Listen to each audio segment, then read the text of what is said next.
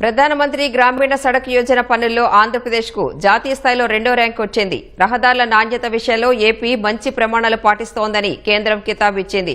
పంచాయతీరాజ్ గ్రామీణాభివృద్ది బాధ్యతలు చూస్తున్న ఉప ముఖ్యమంత్రి పవన్ కళ్యాణ్ గ్రామీణ రహదారుల విషయంలో మొదటి నుంచి ప్రత్యేక శ్రద్ధ కనబరుస్తున్నారు.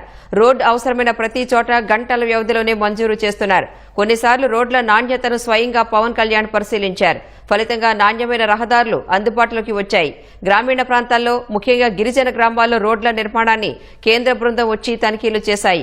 దేశంలోనే అత్యున్నత ప్రమాణాలతో రాష్ట్రంలో గ్రామీణ సడక్ యోజన రోడ్లు నిర్మిస్తున్నట్లు వారు గుర్తించారు.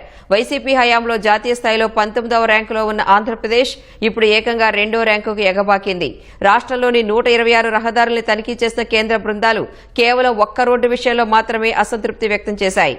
గుజరాత్లో 33 రోడ్లను తనిఖీ చేసి అన్నీ బాగున్నాయని గుర్తించిన కేంద్రం ఆ రాష్ట్రానికి మొదటి ర్యాంకు ఇచ్చింది.